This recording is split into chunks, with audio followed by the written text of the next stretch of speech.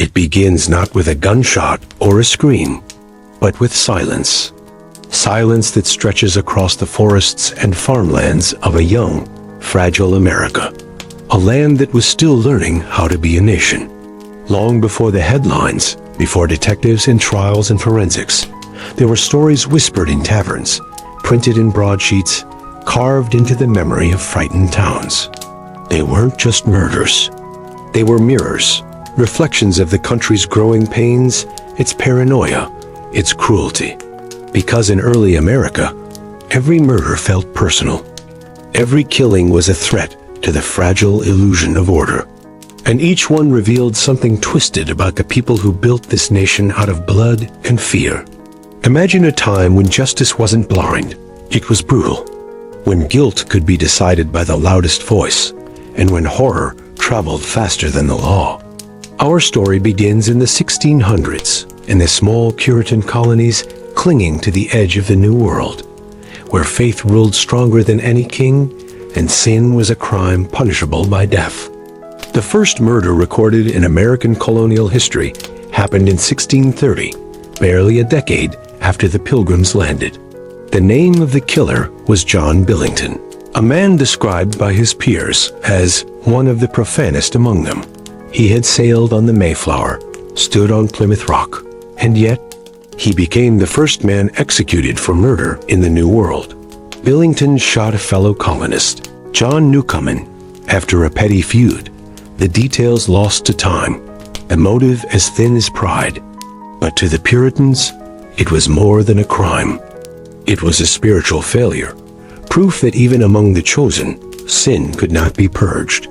They hanged him in front of the colony. The people watched as his body swung in the wind, a warning to all. Paradise was fragile, and it could be poisoned from within.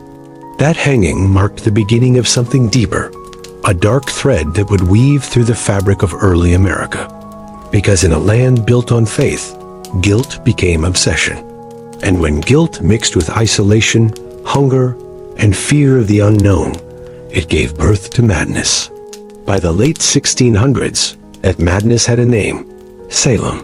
The witch trials were not, in the technical sense, murders, but the women and men who died there were indeed killed by fear, by hysteria, by their neighbors. The gallows at Gallows Hill became the stage for 17 hangings, all sanctioned by the church and court.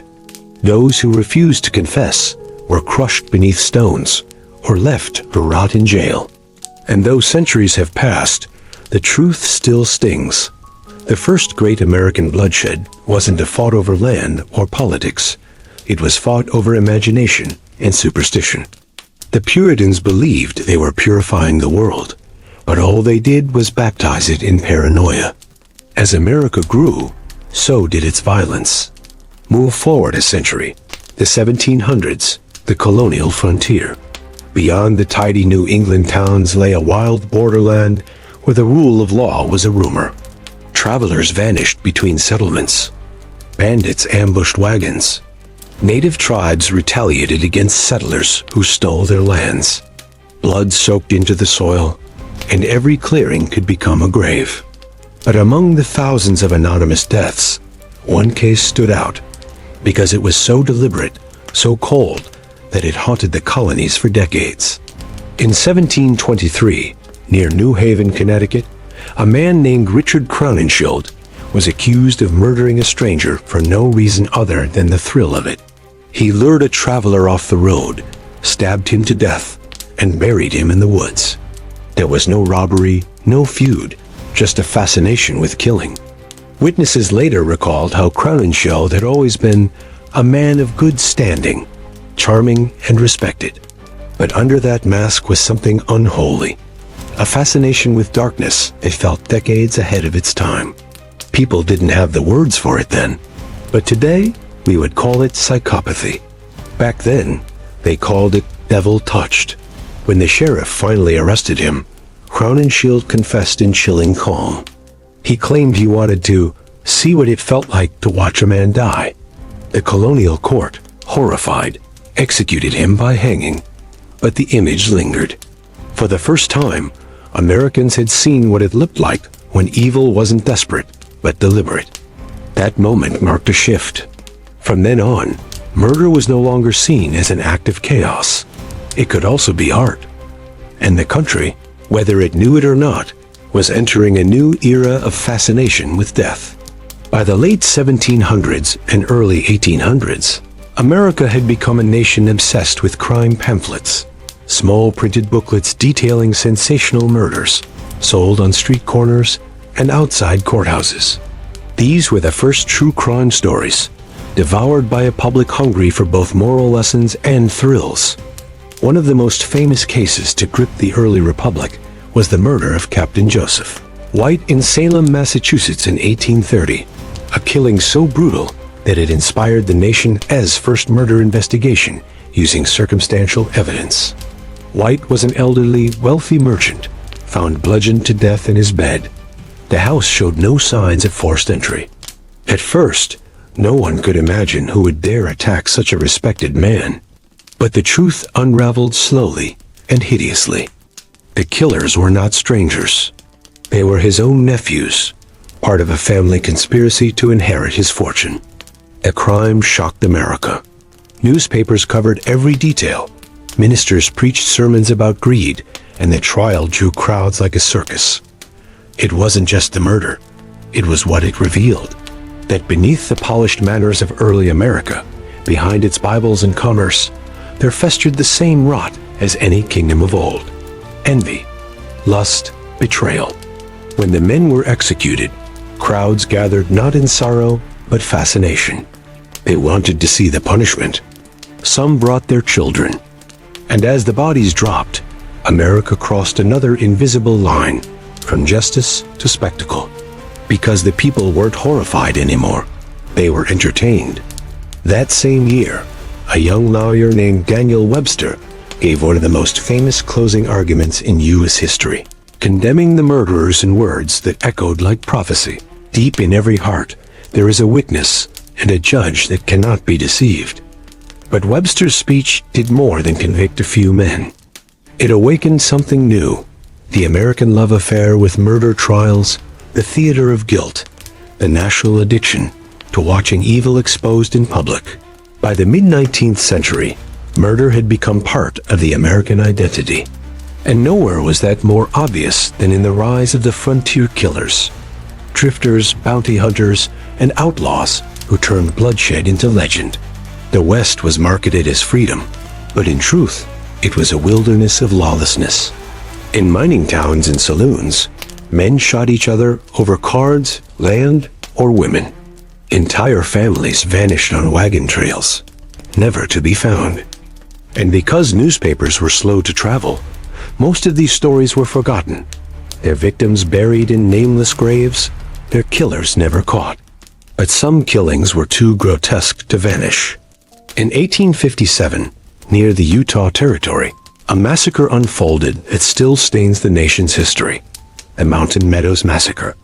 A wagon train of 120 immigrants traveling from Arkansas was ambushed by a group of Mormon militia and their Paiute allies. Over the course of 5 days, the immigrants, men, women, and children, were slaughtered. Only 17 children under the age of 7 were spared. The militia leaders later claimed it was retaliation for attacks against Mormons, but the truth was greed. They wanted the settlers' supplies and livestock. The event was so horrific that even the U.S. government, no stranger to violence, called it a crime without parallel in our annals. And yet, the perpetrators went unpunished for nearly 20 years. Justice moved as slowly as the land itself. The massacre wasn't just a tragedy, it was a revelation. It proved that even in a land built on moral conviction, faith could be twisted into justification for slaughter. The frontier wasn't a test of courage. It was a test of conscience, and most failed it. Every murder told the same story, not just of death, but of who Americans really were beneath the myths. And as the 19th century marched on, the killings became more sensational, the motives more unthinkable. Newspapers realized blood sold better than politics. Publishers competed for the most shocking headlines. Mother murders child, Son slaughters family. The American murder story had evolved from sin to spectacle to business. And soon, it would become legend. Because some names, like H.H. Holmes and Lizzie Borden, would transform murder from horror into history. But that's where we'll continue in the next part, where America's fascination with evil takes its darkest, most organized form. Because by the time the century closed, murder wasn't just happening in shadows anymore. It was happening in the spotlight, and the world was watching. The world had changed, but its darkness had not. By the late 1800s, America looked different. Railroads cut through the wilderness. Cities rose from smoke and steel. Electric lights began to chase away the shadows. But those same shadows only grew deeper, because now, the killers had learned how to hide in plain sight. In a nation obsessed with progress, no one wanted to believe that evil could live next door. And yet, it did. Chicago, 1893. The city was preparing for the world's Columbian Exposition, a grand celebration of innovation, industry, and human achievement. But while millions came to marvel at the future, just a few blocks away, a man was quietly building a nightmare behind a respectable facade. His name was Herman Webster Mudgett, though history would remember him by another, H.H. Holmes. Holmes was not the wild killer of the frontier. He was worse, calm, educated, methodical. He built his murder castle like an engineer designing a machine. Secret passages, hidden chambers, soundproof rooms, trapdoors, acid vats, and a basement crematorium. To the public, it was a hotel for travelers visiting the World's Fair. But to Holmes, it was a laboratory for death. He lured victims, mostly young women, with promises of jobs or lodging. Then they vanished, swallowed by the house itself. No one knew how many died there. Dozens, perhaps hundreds. The newspapers would call him the Beast of Chicago. And what made Holmes so terrifying wasn't just the murders. It was that he was the embodiment of the modern world, as new kind of evil. He used charm instead of force, contracts instead of guns. He bought his victims' life insurance, forged their signatures, and turned death into a business model. He wasn't a monster in the dark. He was a man in a suit. When police finally uncovered his crimes, they found bones, ashes, and twisted remnants of lives, but no remorse. Holmes smiled through his trial, even describing himself as born with the devil in me. The country, shocked and fascinated, devoured every detail. And in doing so, America's relationship with murder changed forever. It wasn't just horror anymore. It was entertainment. Newspapers competed for the bloodiest headlines, and readers couldn't get enough. People who once feared evil now consumed it like a story. The true crime industry was born, but Holmes wasn't alone. His crimes opened a door, and on the other side stood a parade of killers who made even the devil seem civilized. Just a few years later, in Fall River, Massachusetts, the genteel calm of a wealthy neighborhood was shattered by another act of unimaginable violence. On the morning of August 4th, 1892, Andrew and Abby Borden were found hacked to death in their home. Their daughter, Lizzie Borden, stood accused, and the case would divide the nation. How could a young woman, raised in privilege, possibly commit such an atrocity? And yet, the evidence was impossible to ignore. Blood on her dress, conflicting alibis, no sign of forced entry. The trial became America's first media circus. Newspapers published sketches of Lizzie's face daily. Crowds lined up for seats in the courtroom. She sat in silence as the prosecution painted her as cold, calculating, and capable of anything. And when the jury acquitted her, the public was stunned. Half the country saw her as innocent, the other half as a murderess who had fooled them all. But either way, she became a legend. Her name lived on in rhyme. Lizzie Borden took an axe and gave her mother 40 whacks.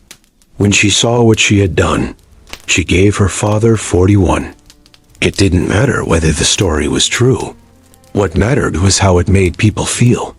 Lizzie became the face of the century's fascination, a society that could not look away from its own darkness. And if the East Coast had Lizzie Borden, the South had its own devils. In the decades after the Civil War, violence was everywhere, not just in back alleys, but in the open air. Lynchings, mob killings, public executions.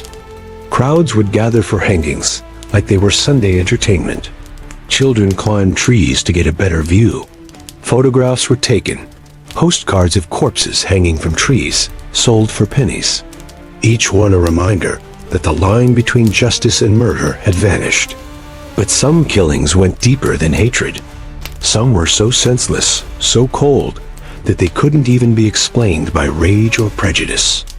In New Orleans, 1918, the people began to whisper about a phantom, a man who slipped into homes in the night, carrying an axe. He killed entire families as they slept, leaving only the message that those who play jazz will be spared. The newspapers called him the Axeman of New Orleans. His crimes were brutal.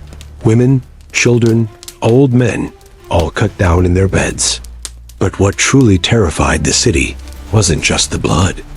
It was the idea that this killer had rules, and that anyone who followed them might live. For months, people played jazz through the night, hoping to appease the unseen murderer. Music filled the streets, blending with the sound of fear. And then, as suddenly as he appeared, the Axeman was gone. Never caught, never identified. Some said he was a demon. Others said he was a man who loved the thrill of control. But one thing was certain. The Axeman turned murder into myth. By now, America had developed a morbid rhythm. Every generation birthed a new face of evil, and every community believed their horror was unique. But in truth, it was all connected, part of the same current running beneath the surface of the nation.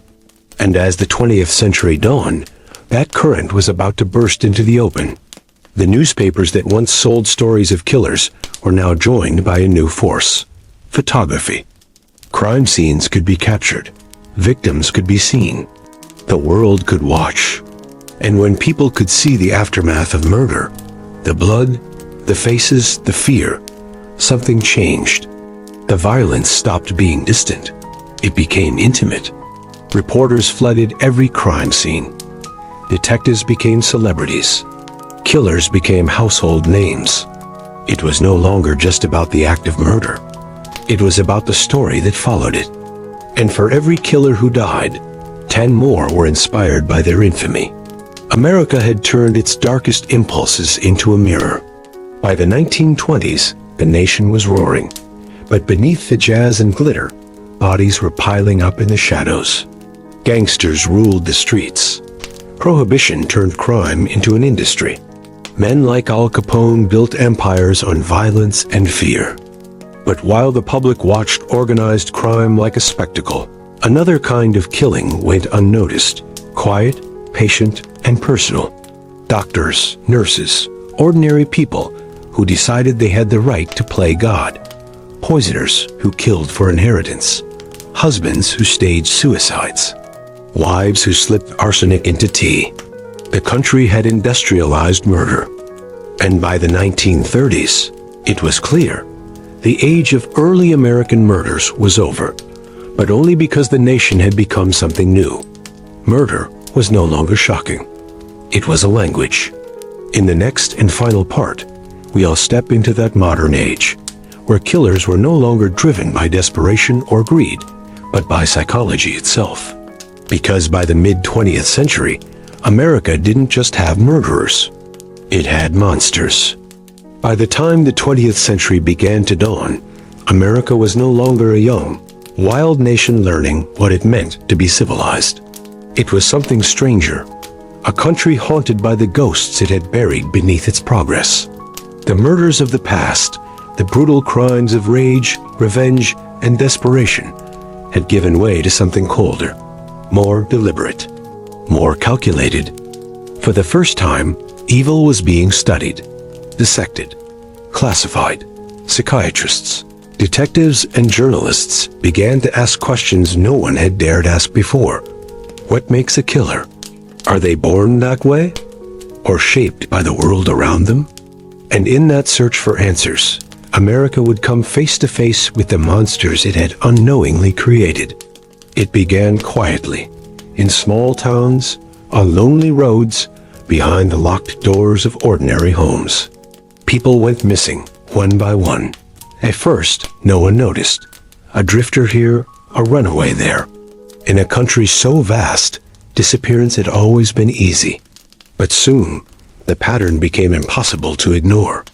The newspapers started whispering about a new kind of murderer. One who didn't kill for money or passion, but for pleasure. And for the first time, America met the face of modern horror, Albert Fish. To look at him, you'd never suspect a thing. A frail old man with soft eyes and gentle manners. But behind that facade lived a darkness so deep, it defied comprehension. He was a child killer, a cannibal, and a sadist who described his acts in chilling letters to the families of his victims. When police finally caught him in 1934, the stories he told left even seasoned detectives trembling. Fish called himself the Gray Man. Others called him the Boogeyman.